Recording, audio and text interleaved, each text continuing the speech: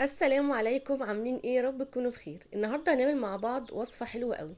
هنعمل مع بعض مكرونه بالسجق. في ناس كتير بيسموها بكبكه، بس انا ما كنتش عارف اسمها ده قبل كده، عرفته بعدين. بس الطريقه دي حلوه قوي قوي، جربتها طعمها لذيذ جدا، والصوص بيبقى فيها كده سايل وتحفه جدا. لازم تجربوها. المكونات اللي معايا، انا عندي فلفل الوان زي ما انتم شايفين، والفلفل المتاح عندكم مفيش مشكله خالص. وعندي بصله متقطعه مفرومه ناعم، وكمان فصين كبار من الثوم مهروسين. وعندي الصلصه بتاعتي على حسب الكميه، والمكرونه الحجم والشكل اللي انت تحبيه مفيش مشكله فيها خالص. هبدا اجيب حله على النار، وانزل كده بالبصله اللي انا اقطعها ناعم معاكم بالشكل ده. واقلب فيها كويس لحد ما تبدا ريحتها تطلع معايا وتصفر شويه. بعد كده هنزل فوقيها بفصين الثوم الكبار المهروسين. وابدا برضو اقلب فيهم لحد ما ريحتهم تطلع معايا ولونهم يبدا كده يدخل في الاصفرار. انا مش عايزاها تغمق معايا ولا تبقى حمراء قوي ويبقى لونها كده باين ان هي ايه ملسوعه شويه ولا حاجه. لا، عايزه يا دوب بس ريحتها تطلع معايا بالشكل ده. هقلب فيها كويس جدا. طبعا الكميات بتبقى على حسب انت عايز تعملي قد ايه.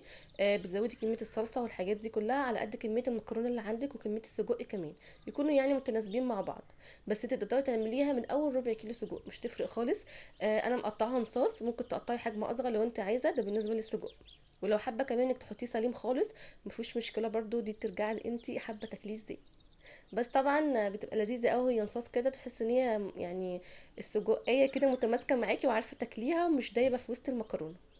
خاصة ان احنا عندنا سوائل وصوص وكده، فممكن تدوب في النص كده، مش هتحسيش بطعمها قوي. هبدأ بقى انزل بالسجق بالشكل ده واقلب فيه كويس جدا. وبعد كده اول ما الاقيه خد لون خفيف معايا، انزل بالخضار اللي عندي الفلفل الالوان. بالشكل ده كده واقلب فيه كويس. وزي ما احنا متعودين مع بعض تقليبتين بس، مش هطول على الخضار، علشان يفضل محتفظ بقيمته زي ما احنا اتفقنا. بالشكل ده كده. بعد كده بقى هنزل بالمكرونه بتاعتي زي ما هي. مش هسلقها ولا اي حاجه خالص، انا عايزه كله يستوي مع بعضه. وطبعا كلنا عارفين ان المكرونه ما بتاخدش وقت في السوا اصلا خالص. فالموضوع هيبقى سهل ولذيذ.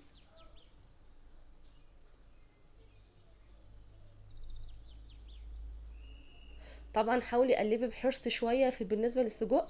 علشان الحشوه بتاعته ما تخرجش بره وتلاقيه كده سايح مع بعضه في قلب الوصفه. هنزل بالمكرونه بالشكل ده، انا نزلت بنص كيلو من المكرونه. وهبدا بقى، طبعا انا مختاره مكرونه الفرن او القلم زي ما انتم شايفين، حابه تختاري بقى اللي هي الحلزونه. حابه تختاري اللي هي انا ما اعرفش اسمائهم كلهم بصراحه، بس حسب الشكل اللي انت عارفاه. مفيش مشكله خالص. الاسباجيتي برضو ممكن، بس بتبقى متعبه شويه في التقليب وهي لسه ناشفه كده مش مستويه. هقلب فيهم كويس بقى لحد ما تندمج كويس مع السجق ومع الخضار ومع البصل وكله مع بعضه كده بالشكل ده. قبل ما انزل بقيه المكونات بتاعتي. هنزل فوقيها بقى بالصلصه اللي عندي، اللي انا ضربها في الخلاط. واقلبهم كويس مع بعض بالراحه وبحرص.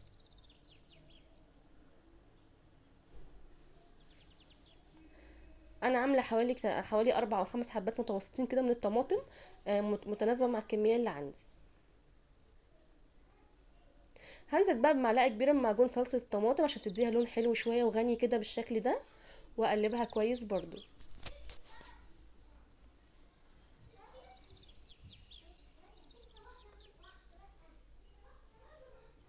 هنزل بقى بالتوابل بتاعتي، انا ما بكترش التوابل خالص، انا بحط بس ملح.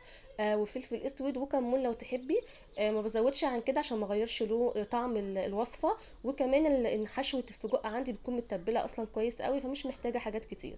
واقلب وانزل بقى بميه سخنه من الكتل بالشكل ده كده. علشان خاطر المكرونه تستوي معايا بسرعه، لان السجق ما بياخدش وقت في السوا خالص زي ما كلنا عارفين.